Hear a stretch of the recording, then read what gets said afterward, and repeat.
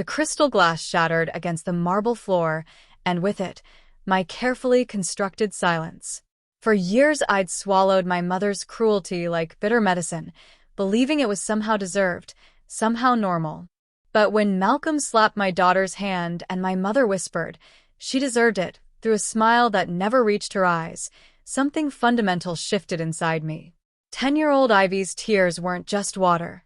They were acid, dissolving the chains of obligation that had kept me tethered to this family for 38 years. As laughter rippled through the dining room, I realized a simple truth. Sometimes protecting your child means burning every bridge you've spent a lifetime maintaining. And I had matches to spare. I never wanted to go back. I'd left the house I grew up in for a reason, but my brother's wedding dragged us back into the lion's den. The invitation sat on my kitchen counter for 3 weeks before I finally opened it. Malcolm's wedding. Another family gathering where I'd be the outsider, the one who never quite measured up. I traced my finger over the gold embossed lettering, feeling that familiar knot form in my stomach. Mom, are we going to Uncle Malcolm's wedding? Ivy's voice pulled me from my thoughts. My 10-year-old daughter stood in the doorway, her curious blue eyes fixed on the cream envelope in my hands. I don't know, sweetie. But I did know. We would go, because that's what families do. Even broken ones like mine. I'm Elise Morgan, 38 years old, freelance architect, and single mother to the most amazing little girl in the world. I design beautiful spaces for other people while trying to build a safe one for Ivy and myself. The irony isn't lost on me. After my messy divorce 3 years ago, I threw myself into creating a life as far removed from my childhood as possible. But now, we were heading back to Herthrow, my mother's sprawling countryside estate with its perfectly manicured lawns and cold, hollow rooms. A beautiful place with deeply ugly memories. We're almost there, I told Ivy as we turned onto the long, tree-lined driveway. My sister Wren sat quietly in the passenger seat beside me. At 34, she was the peacekeeper of the family, the one who never rocked the boat. It looks like a castle. Ivy pressed her face against the window, her eyes wide with wonder. I caught Wren's gaze, a silent understanding passing between us. It's just a house, Ivy. A big one. My mother, Gloria Harrison, stood on the front steps as we pulled up, her silver blonde hair swept into an immaculate updo, her posture rigid as a steel beam. She didn't move to help as we unloaded our luggage, just watched with critical eyes. "You're late," were the first words out of her mouth. No hello, no hug for her granddaughter. "Traffic," I replied simply. Gloria's eyes narrowed. "You always did have trouble with punctuality, Elise. I see some things never change." She turned her attention to Ivy. "My, haven't you grown? You look just like your mother at that age." Hopefully without the attitude. I felt my daughter shrink beside me, her initial excitement dimming. I placed a protective hand on her shoulder. "It's good to see you too, Mom," I said, keeping my voice even. Inside, the house was exactly as I remembered, imposing, perfectly decorated, and utterly devoid of warmth. Family photos lined the walls, carefully curated to show the image Gloria wanted to present to the world. The happy, successful Harrison family. What a joke. "Ivy, don't touch that," Gloria snapped as my daughter reached for a crystal figurine. "Those are antiques, not toys." "Sorry," Ivy whispered, pulling her hand back as if burned. "I'll show you to your rooms," Wren intervened, giving Ivy a gentle smile. As we followed Wren up the grand staircase, I heard the front door open and my brother's booming voice fill the entryway. "Where's my little sister?" Malcolm called out, his tone artificially bright. I turned to see him standing at the bottom of the stairs, arms outstretched, his trademark charming smile in place. At 40, he was the golden child, the successful businessman who could do no wrong in our mother's eyes. "Malcolm," I acknowledged with a nod. "Come down here and give your big brother a hug." He beckoned. "And is that little Ivy?" "Not so little anymore." Reluctantly, I descended the stairs with Ivy trailing behind me. Malcolm embraced me briefly, the scent of expensive cologne overwhelming. "You're looking thin, Elise," he said, holding me at arm's length. "Divorce suits you." I forced a smile. Congratulations on the engagement. Malcolm turned his attention to Ivy. There's my niece. You've grown into quite the young lady. He ruffled her hair, and Ivy beamed at the attention. You're just as loud as your mother was. Hopefully you'll learn to tone it down better than she did. The light in Ivy's eyes dimmed, and I felt that familiar helplessness rise inside me. The subtle jabs, the masked insults. It was starting already. We should get settled in, I said, taking Ivy's hand. It's been a long drive. Of course, Malcolm waved us away. Katrina will be here for dinner. She can't wait to meet everyone. Upstairs, in the guest room we'd been assigned, I helped Ivy unpack. The room was impeccably decorated but sterile, like a high-end hotel suite rather than a place where families stayed. Uncle Malcolm is funny, Ivy said quietly. What do you mean, sweetie? She shrugged. He smiled, but it didn't feel like a real smile. Out of the mouths of babes. Sometimes adults smile even when they don't feel like it. Why would they do that? I sat on the edge of the bed, patting the space beside me. When Ivy joined me, I said, sometimes it's easier than telling the truth. That sounds like lying. I couldn't help but smile. You're right. It is. Dinner that night was excruciating. Gloria had arranged a formal meal to welcome Malcolm's fiancée, Katrina Adams, a willowy blonde woman with a nervous smile who seemed to hang on Malcolm's every word. Elise, Gloria said from the head of the table, I noticed you haven't asked Malcolm about his business expansion. He's opening 3 new locations next year. Congratulations, I said automatically. That's impressive. Malcolm launched into a detailed explanation of his growing retail empire, while Gloria beamed with pride. Beside me, Ivy pushed her food around her plate, clearly bored. Ivy, elbows off the table, Gloria reprimanded. Didn't your mother teach you proper manners? Sorry, Ivy mumbled, straightening in her chair. She's doing fine, Mom, I interjected. Gloria raised an eyebrow. I'm merely pointing out areas that need improvement. That's how children learn. She's 10, I said, feeling my patience wear thin. Exactly. By 10, you knew better than to slouch at the dinner table. I bit my tongue. This wasn't the hill to die on, not on our first night. Wren's husband, David, cleared his throat. The food is delicious, Gloria. You've outdone yourself. I glanced at my sister, noting how she seemed to shrink beside her husband. Wren had always been vibrant and creative, but the woman sitting across from me was a shadow of that girl. David placed his hand over hers on the table, a gesture that looked possessive rather than affectionate. After dinner, I tucked Ivy into bed. Just a few days, I promised her. Then we'll go home. Grandma doesn't like me very much, does she? Ivy asked. My heart broke a little. Grandma has trouble showing her feelings sometimes. It's not about you. Okay. She didn't sound convinced. Once Ivy was asleep, I crept downstairs for a glass of water. The house was quiet, most of the lights dimmed. In the kitchen, I found Wren sitting alone at the island counter, nursing a cup of tea. Can't sleep? I asked. She startled slightly. Just thinking. You sat beside her. About. Wren traced the rim of her cup. Do you ever wonder what our lives would have been like with a different mother? The question hung in the air between us, heavy with unspoken pain.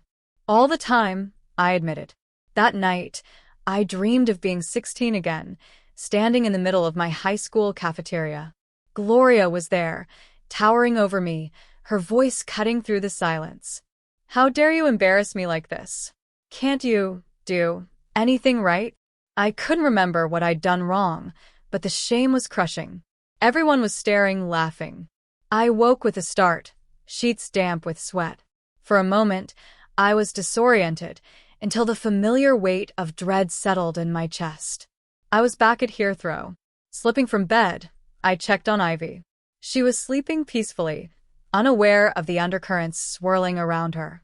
I stood there watching her breathe, torn between packing our bags and fleeing in the night or sticking it out for Malcolm's wedding. We can do this, I whispered to myself. Just a few more days.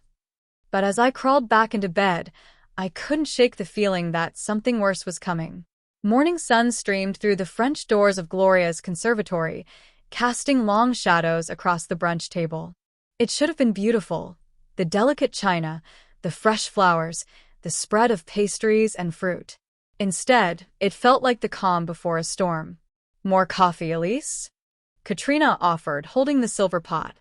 Malcolm's fiancé seemed eager to play hostess, perhaps trying to win Gloria's approval.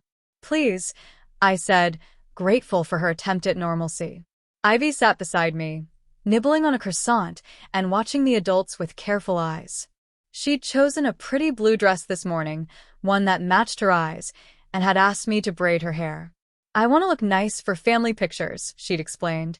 Gloria dominated the conversation, regaling Katrina with stories of Malcolm's accomplishments while pointedly ignoring mine. When Katrina tried to include me, asking about my architectural work, Gloria swiftly redirected. "Speaking of dramatic phases," she said with a tight smile, "did Malcolm tell you about Elise's teenage years?" Goodness, the drama. She went through a phase where she dyed her hair black and wore the most dreadful clothes. "Mom," I warned quietly. What? "It's just family history." Gloria waved dismissively. "Elise was always our sensitive one. Everything was a crisis, wasn't it, dear?" I felt Ivy's eyes on me, curious about this version of her mother she'd never known. "I was a teenager," I said simply. "Everyone goes through phases." "Yes, but most grow out of them," Gloria replied. "Some of us more successfully than others." The morning dragged on, each minute feeling like an hour. By noon, the extended family began to arrive for lunch, cousins, aunts, uncles, all orbiting around Gloria like planets around a cold, distant star. The dining room buzzed with conversation as the catering staff served an elaborate lunch. I sat with Ivy, trying to keep to ourselves, when my cousin Danica slipped into the empty chair beside me. "Surviving so far?" she asked under her breath. I managed a smile. Danica had always been an ally in family gatherings, having experienced her own share of Gloria's criticism. "Barely," I admitted. Across the table, Malcolm was holding court, describing his latest business triumph. Katrina gazed at him adoringly while Gloria beamed with pride. The perfect mother-son duo. "Ivy," Gloria called suddenly. "Sit up straight, dear. First impressions matter, and you're meeting most of the family for the first time." Ivy immediately straightened her spine, her face flushing with embarrassment at being singled out. "She's fine, Mom," I said quietly. Gloria's eyes narrowed. "I'm merely helping." "Someone has to." The tension at the table was palpable. Ivy, trying to divert attention, reached for her water glass. In her nervousness, her small hand knocked against the heavy crystal goblet. It toppled, spilling water across the pristine white tablecloth before crashing to the floor. The room fell silent. "I'm sorry." Ivy gasped, already reaching for her napkin. What happened next seemed to unfold in slow motion. Malcolm, seated next to Ivy, grabbed her wrist. "What did you do?" he hissed, his charming facade cracking. Then, with a swift movement, he slapped the back of her hand, hard. The sound echoed in the silent room. Ivy's eyes widened in shock, then filled with tears.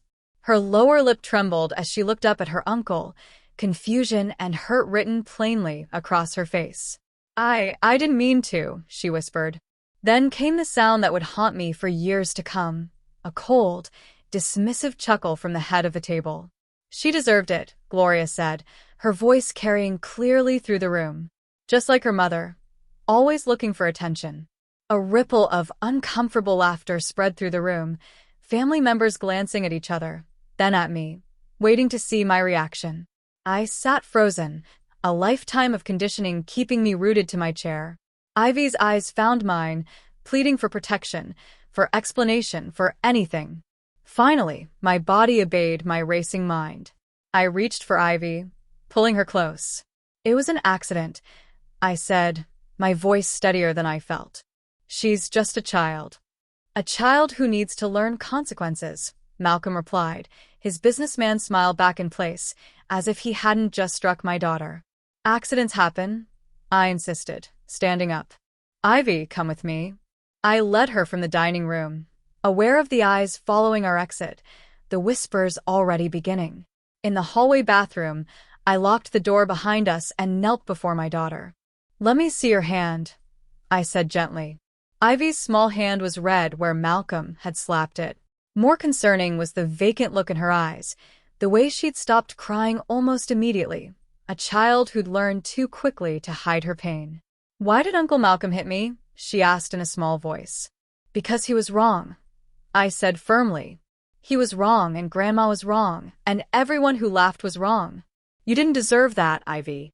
No one ever deserves to be hit, especially not for an accident. She nodded, but I could tell she didn't fully believe me. How could she, when a room full of adults had just shown her otherwise? I want to go home, she whispered. I know, sweetheart. I pulled her into a hug, feeling her small body tremble against mine. Soon, looking in the mirror above the sink, I saw my own face, pale, shocked, but also something else. In my eyes was a reflection of my younger self, the girl who had learned to stay quiet, to take the criticism, to believe she deserved the treatment she received. And suddenly, with crystal clarity, I knew I couldn't let Ivy become that girl. Something inside me snapped, not in defeat, but in resolve. For years, I'd told myself that silence was easier, that distance was protection enough. But now I saw that by allowing Gloria and Malcolm to treat me as they always had, I was teaching Ivy to accept the same treatment. The cycle ended today. When I returned to my room with Ivy, I noticed my laptop open on the desk where she'd been using it earlier for her homeschool presentation. The blue light of the Zoom window was still active, my professional account that I used for client meetings. With a jolt, I realized the camera and microphone had been on during lunch. The meeting had been scheduled with my coworkers to discuss a project, but I'd forgotten to join or cancel it. Heart-pounding, I checked the participant list. 5 of my colleagues had been in the meeting, including Natalie Evans, a friend who worked part-time as a local reporter. They had heard everything. I downloaded the recording without thinking twice. Not to use yet, but to have. Evidence. Proof that I wasn't imagining things, that I wasn't overreacting, that what happened was real and wrong. That evening, I found Ren sitting alone on the back porch, staring out at the darkening garden. Can I join you? I asked. She nodded, making space on the bench. We sat in silence for a moment, the weight of years between us. I saw what happened at lunch, she finally said. With Ivy. And you said nothing. I couldn't keep the accusation from my voice. Ren's eyes filled with tears. I wanted to, but... She trailed off, then reached into her pocket and pulled out a small digital recorder.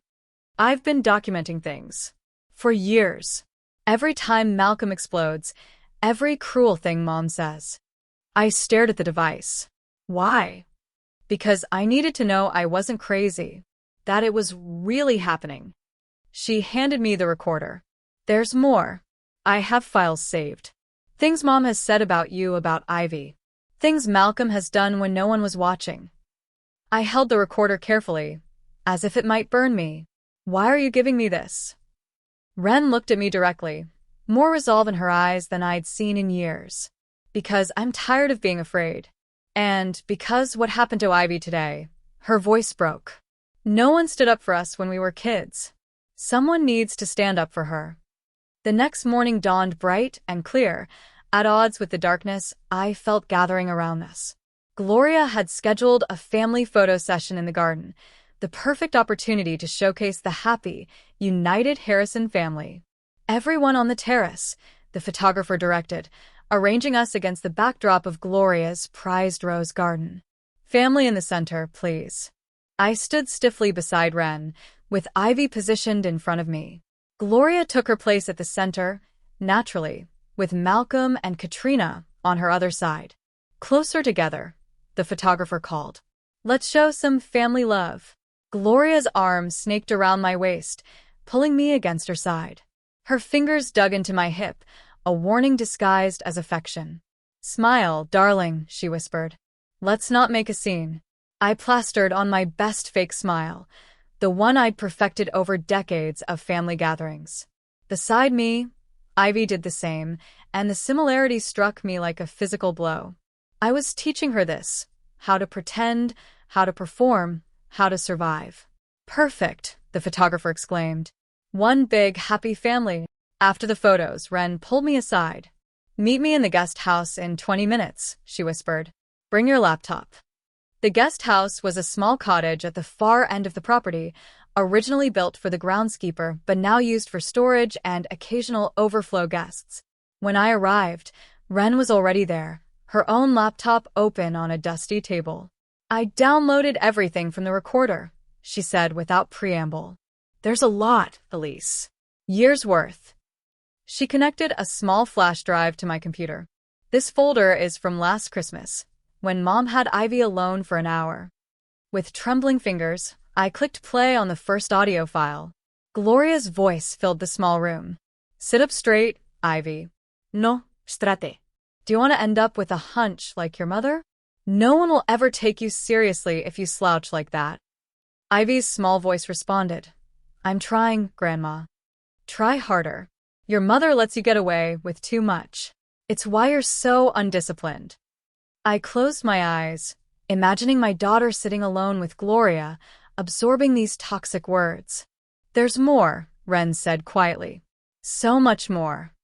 For the next hour, we went through file after file. Gloria belittling me to other family members. Malcolm's explosive anger captured in terrifying clarity.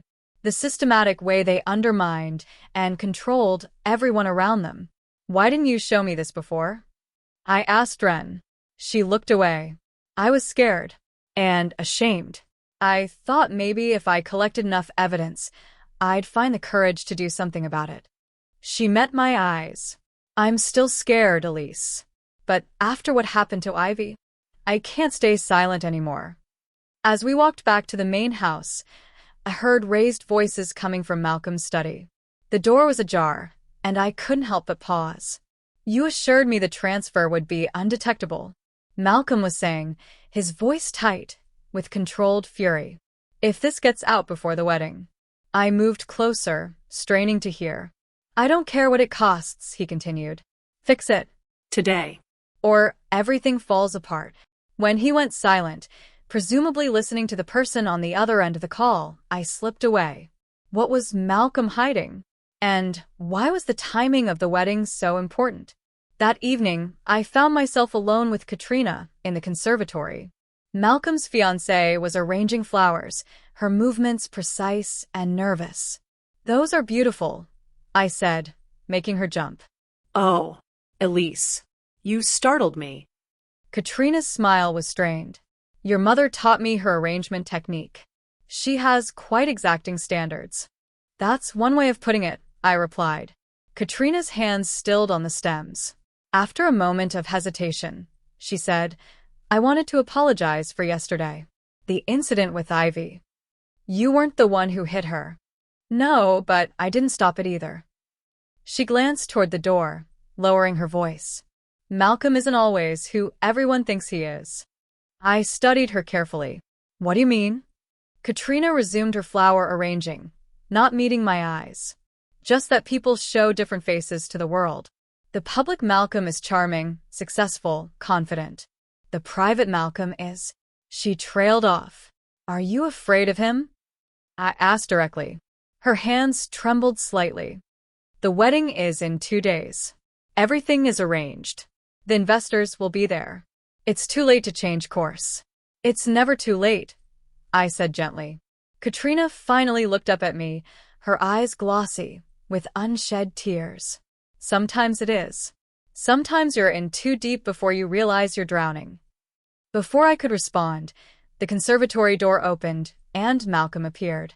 His eyes darted between us, suspicious. There you are, darling, he said to Katrina, his voice honeyed. Mother is looking for you. Something about the seating arrangement. Katrina immediately straightened, her vulnerable expression vanishing. Of course. I'll go right away. As she hurried past him, Malcolm caught her arm, squeezing it briefly. To anyone else, it might have looked like an affectionate gesture. I knew better. When she was gone, Malcolm turned to me. "Enjoying your stay, little sister?" "It's been illuminating," I replied carefully. He studied me for a moment, then smiled. The cold, calculated smile I'd come to dread. Good. Family is so important, isn't it? Especially when we remember our place in it. That night, lying in bed, memories flooded back unbidden. I was 12, and I'd received an award at school for a science project. I'd been so proud, rushing home to show my mother. Gloria had looked at the certificate and said, "If you spent half as much time on your appearance as you do on these little projects, you might actually make something of yourself." I remembered Malcolm at 16, holding my diary over my head, reading the most private passages aloud while Gloria watched, amused. "She needs to toughen up," she'd said when I began to cry. "The world won't coddle her like you do, Richard." My father had said nothing, just retreated to his study as he always did. The pattern was clear now. Gloria had pitted us against each other from the beginning. Malcolm, the golden child, could do no wrong. I was the scapegoat, the example of what not to be. And Wren, the forgotten middle child, had learned to make herself invisible to survive. A soft knock at my door pulled me from these thoughts. It was Danica, my cousin. "Got a minute?" she asked, slipping into the room when I nodded. Danica was Uncle James's daughter. James was Gloria's younger brother, who had died 5 years ago in a car accident. Since then, Danica had distanced herself from the family, showing up only for major events. "I saw what happened at lunch yesterday," she said without preamble. "With Ivy." I sighed. News travels fast. "It's not right, Elise. What they did, what they said, none of it is right." "I know that now," I said. "I think I always knew, but it's hard to trust yourself when you've been gaslit your entire life," Danica finished for me. She sat on the edge of my bed. "When my dad died, did you know Gloria contested his will?" This was news to me. What? "Why?" "Dad left everything to me.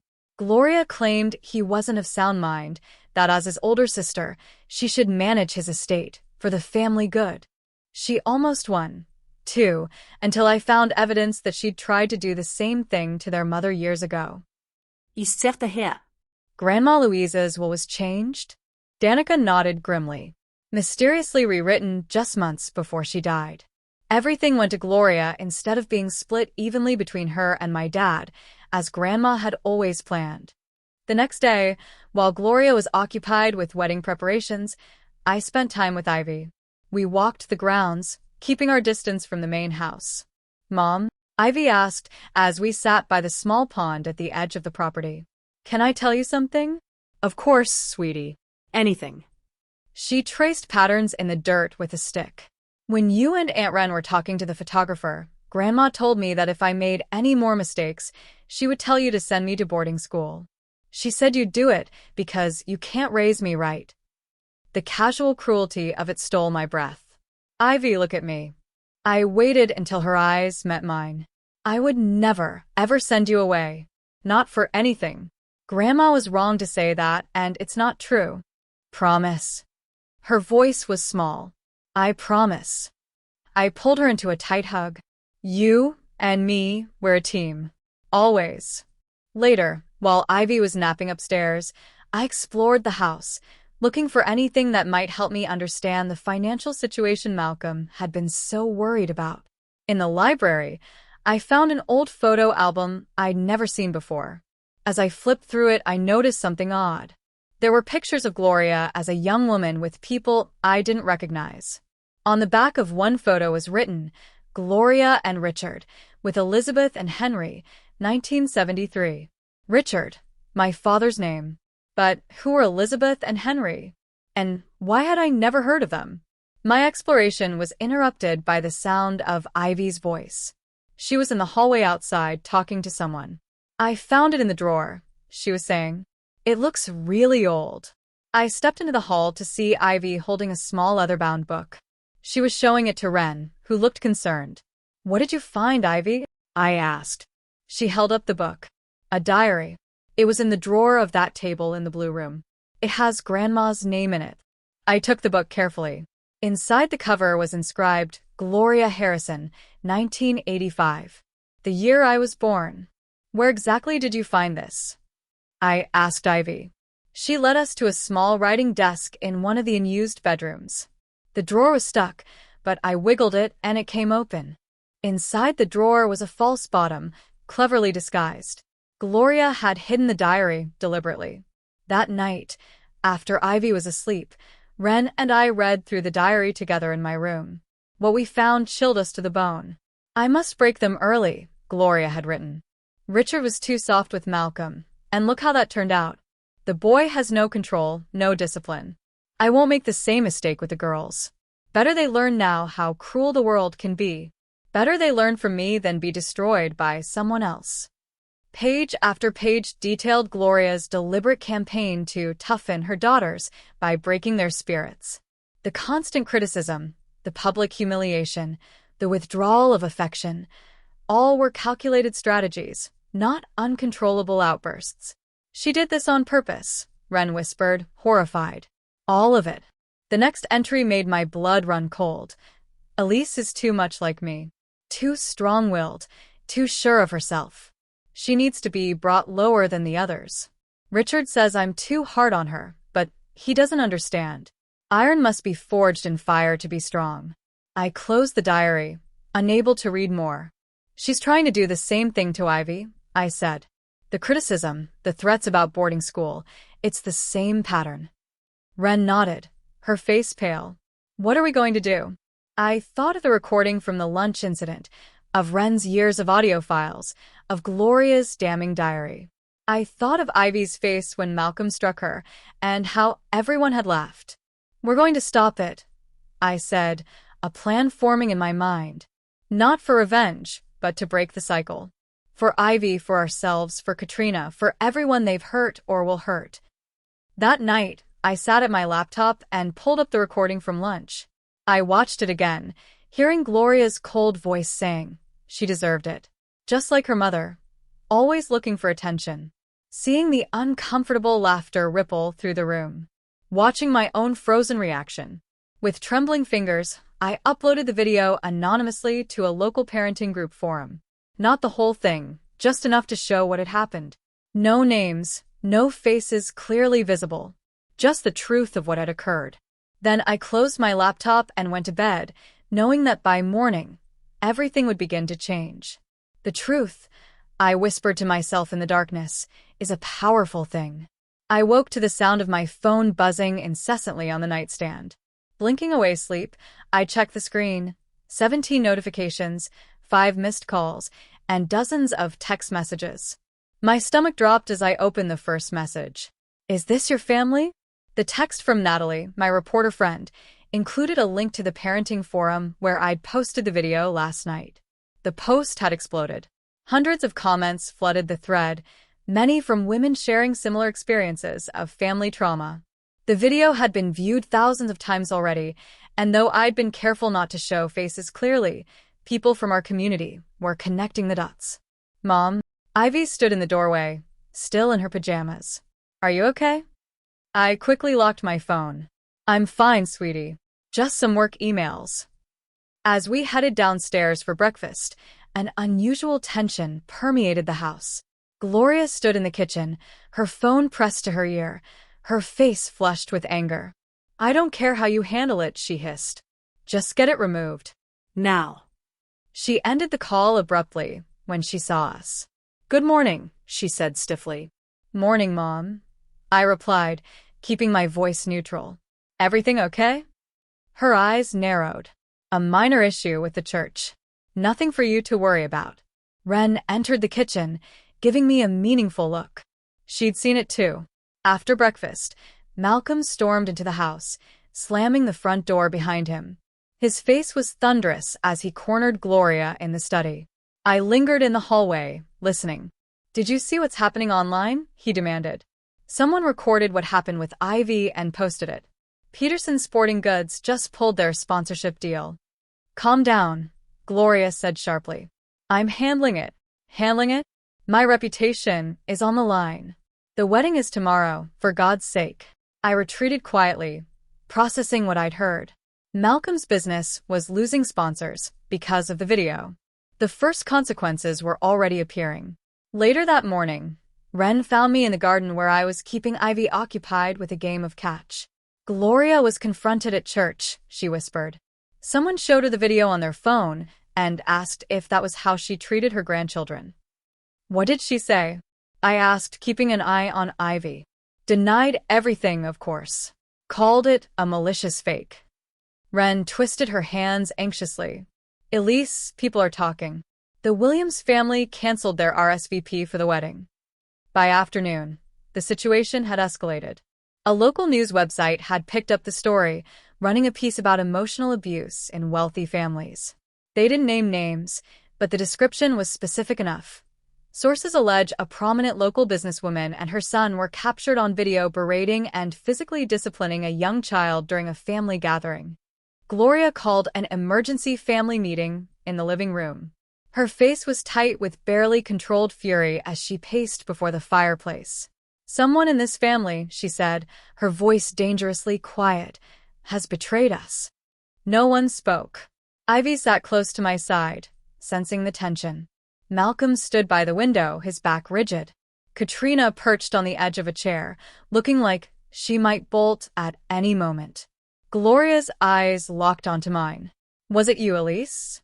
Always the troublemaker. Always the one who couldn't just fall in line. I don't know what you're talking about, I said evenly. Don't play dumb, Malcolm snapped, whirling around. Someone recorded what happened with Ivy and posted it online. My business is suffering because of it.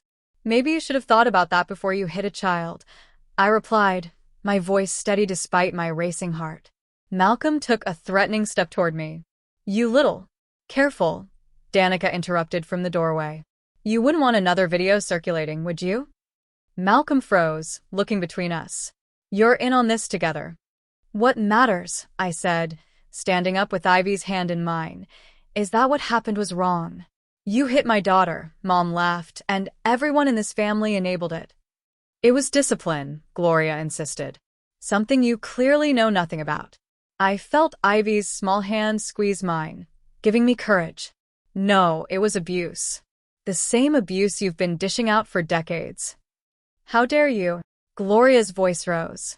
After everything I've done for this family, Mom, Wren said quietly, you know what you did, what you've always done. Gloria turned on her, eyes flashing. Et tu, Oren? I expected this from your sister, but you? I'm tired of being afraid, Wren replied, echoing what she'd told me days ago. Malcolm strode across the room, stopping just short of me. His voice dropped to a menacing whisper. If you think you can destroy this family, you're wrong. I'll make sure you regret this. As he spoke, he gave me a small shove, not enough to knock me over, but enough to intimidate. What he didn't notice was Danica in the doorway, her phone held discreetly at her side, recording everything. Is that a threat, Malcolm? I asked. It's a promise. Later that evening, Danica approached me as I was tucking Ivy into bed. I've been talking to a friend, she said once we were alone in the hallway. She's a lawyer who specializes in family cases. I'm listening. We might have grounds for a suit, Danica explained. Misuse of family funds, emotional harm to a minor. The evidence is mounting. What evidence? Danica smiled grimly. Remember when I told you Gloria contested my father's will? During that investigation, some financial irregularities came to light, but nothing concrete enough to pursue. Until now. She pulled out her phone and showed me an email. This came in anonymously this afternoon. It suggests Gloria altered her mother's will years ago, something I've suspected but couldn't prove. And there's more. The same source says there may be evidence that Gloria used Ivy's trust fund to cover Malcolm's business debts. What? I felt sick. My father set up that trust for Ivy's education. According to this, the paperwork is hidden somewhere in the estate. We find that and we have them. The next morning, while the house was busy with last-minute wedding preparations, Ivy and I explored the attic under the guise of looking for old family photos. What we found instead was a locked filing cabinet tucked behind a stack of trunks. Can we open it? Ivy asked, her detective instincts piqued. "We need the key," I told her. "But I think I know where Gloria might keep it." In Gloria's study, in the small antique jewelry box on her desk, the one place she thought no one would dare look, I found a ring of small keys. The third one fit the filing cabinet perfectly. Inside were folders of financial documents spanning decades. I photographed everything, my hands shaking with each revelation. There it was in black and white. Documents showing transfers from Ivy's trust fund to a shell company that fed directly into Malcolm's business accounts. Paperwork revealing the mysterious changes to Louisa Harrison's will. Evidence of tax evasion, fraud, and years of financial manipulation. As I carefully replaced everything and locked the cabinet, Ivy was exploring the other side of the attic. She'd found an old tape recorder and was pressing buttons, making it rewind and play. "Mom, listen," she called. I joined her as the tape began to play. Gloria's voice filled the dusty attic space. "Some daughters are born to disappoint. Elise was broken from the start, too sensitive, too willful. At least Ren can be molded. But Elise..." A heavy sigh. "Richard thinks I'm too hard on her, but he doesn't understand what it takes to survive in this world." Ivy looked up at me, her eyes wide. "Is that Grandma talking about you?" I nodded, unable to speak past the lump in my throat. "That's mean," Ivy said simply. "You're the best mom ever." That evening, I found Gloria alone in her study.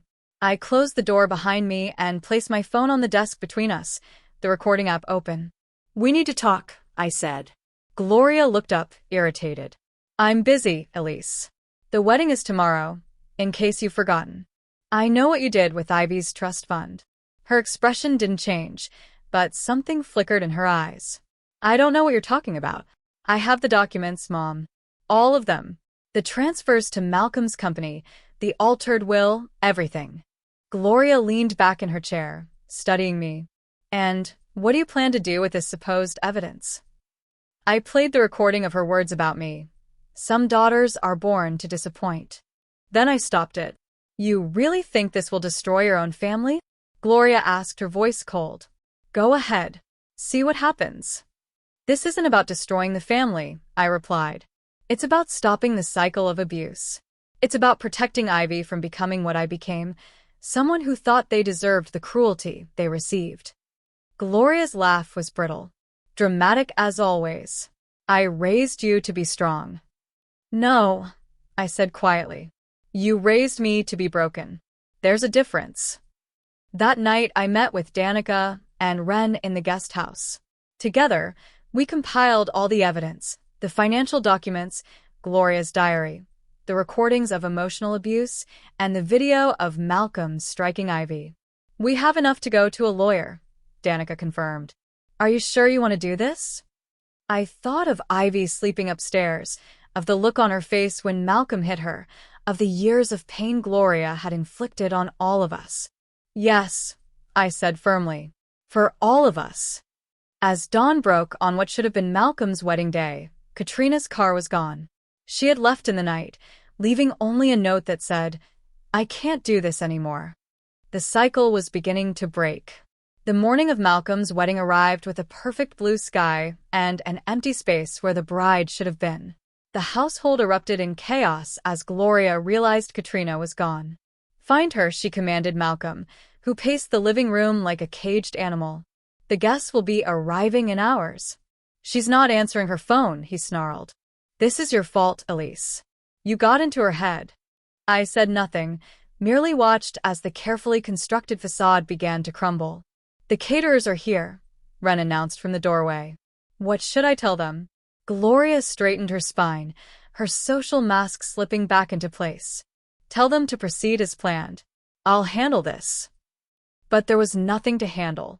By noon, when guests began to arrive at the church, the news had spread. The wedding was canceled. Malcolm's fiancée had fled in the night, leaving no explanation beyond that cryptic note. While Gloria scrambled to save face, making calls and crafting a story about a mutual decision to postpone, I met with Danica's lawyer friend in town.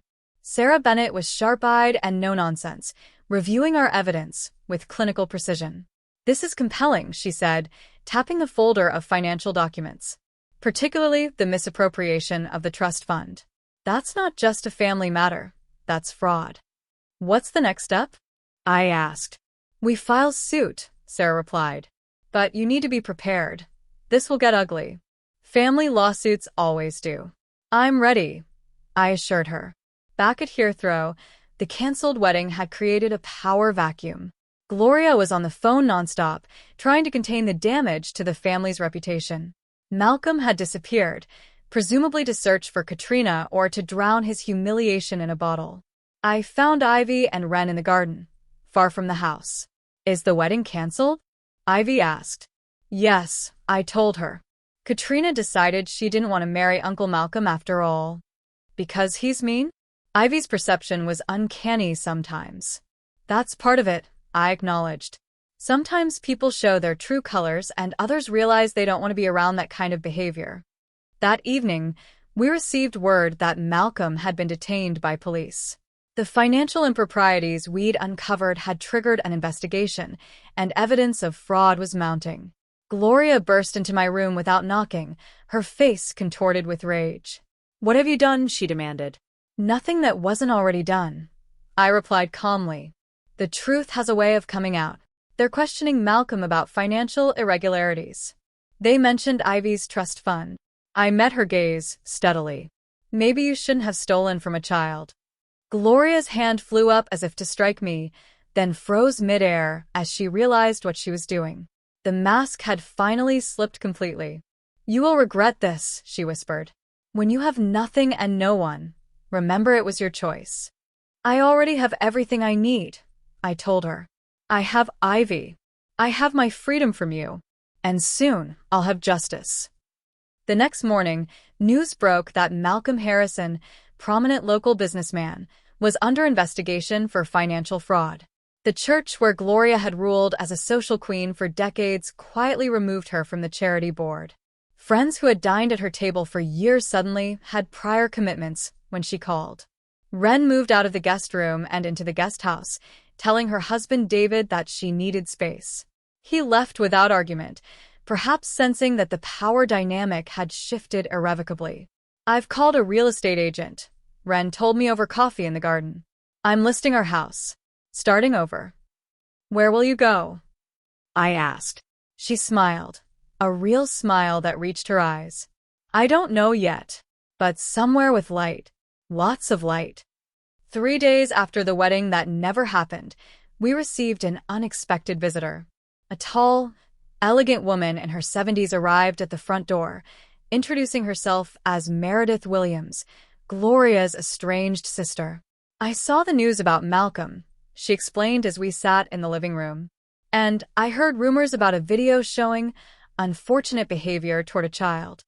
Gloria had refused to come downstairs when told who was visiting. The sisters hadn't spoken in nearly 20 years. Why are you here? I asked directly. Meredith's eyes were kind but shrewd. Because I recognized the pattern. What happened to your daughter, it happened to me, and to your mother, and to our mother before her. She told us about growing up with Gloria, about their mother's cruel lessons, about the competition and fear that had defined their childhood, about how Gloria had embraced the toxic legacy while Meredith had fled it, changing her name and starting a new life far away. The cycle goes back generations, Meredith explained. Each mother breaking her daughter, thinking she's preparing her for the world. Each daughter either becoming the same kind of mother or running away entirely. Until now, I said firmly. Meredith smiled sadly. Yes, until now. The lawsuit was filed the following week. The charges were clear: misappropriation of trust funds, financial fraud, and emotional harm to a minor. Gloria's initial response was righteous indignation, but as evidence mounted and Malcolm's legal troubles deepened, her position weakened. A forensic accountant discovered that Gloria had indeed altered her mother's will years ago, diverting the inheritance that should have been shared with her brother James. The revelation shattered what remained of her social standing. Malcolm, facing criminal charges, began to crack under pressure. In a desperate attempt to save himself, he offered to testify against Gloria, claiming she had orchestrated everything. The house of cards was collapsing. Before leaving Herthrow for what I knew would be the last time, I called a family meeting. Gloria sat rigidly at the head of the table, a queen without a kingdom. Malcolm was absent, still detained pending bail. Wren sat beside me, with Danica and Meredith completing our circle. "I've decided to sell my share of the estate," I announced. "As Dad's will specified, the property is divided equally between his children. I'm exercising my right to liquidate my portion." Gloria's face went white. "You can't. This house has been in the family for generations." My choice," I said simply. "I'm selling my share too," Wren added quietly. Gloria looked between us, something like fear flickering in her eyes for the first time. "Where will I go?" "That's not my concern," I replied. Then, turning to Ivy who stood in the doorway, I asked, "Is there anything you want to say before we leave, sweetie?" Ivy stepped forward, her small face solemn. "I know you don't like me, Grandma, and you don't like my mom, but that doesn't mean we deserve to be treated badly. Nobody deserves that." Out of the mouths of babes came the simple truth that had eluded our family for generations. We left Herthrow that afternoon, driving away from the grand house with its beautiful facade and ugly secrets. No dramatic scenes, no shouting matches, just a quiet, dignified exit. That night, in our hotel room, I wrote a letter to Gloria. Not for reconciliation or even for closure, but to mark the end of one chapter and the beginning of another. "I won't forgive you," I wrote. "Not because I can't, but because you haven't asked. You still don't believe you did anything wrong. But I'm not writing to change your mind. I'm writing to tell you this. I broke the cycle. Ivy will never feel what I did. She will grow up knowing she is worthy of love, respect, and kindness, not because she earned it, but because she exists. That is my victory, and nothing you say or do can take it away." I sealed the envelope, but didn't mail it yet. Some truths need to wait for the right moment. 3 months later, Ivy and I stood on the porch of our new home, a cozy cottage near the coast with a garden that rambled down to meet the edge of the beach. The air smelled of salt and possibilities. "What do you think?" I asked as Ivy explored the wraparound porch. "It's perfect," she declared, her face alight with excitement. "Can I have the bedroom with the window seat?" Of course. The lawsuit had been settled out of court. Gloria, faced with overwhelming evidence and Malcolm's betrayal, had conceded to our terms: restitution of Ivy's trust fund, plus interest, and a legally binding agreement to stay away from us. The money wasn't important, the freedom was. Malcolm had pleaded guilty to lesser charges in exchange for testimony against his business partners. His sentence was still pending, but his empire had crumbled.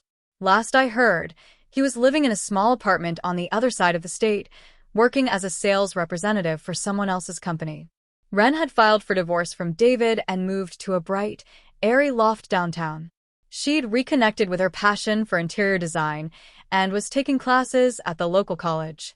We spoke almost daily now, rebuilding the sisterhood that Gloria had systematically destroyed. "Aunt Wren is coming at noon," I reminded Ivy as we unpacked boxes in the kitchen. "She's bringing lunch. And her design stuff for my room?" Ivy asked eagerly. "That's the plan." As I arranged dishes in the cabinets, my phone rang. It was Sarah Bennett, our lawyer. "Just checking in," she said. "How's the new place?" "It's wonderful. Peaceful. Exactly what we needed."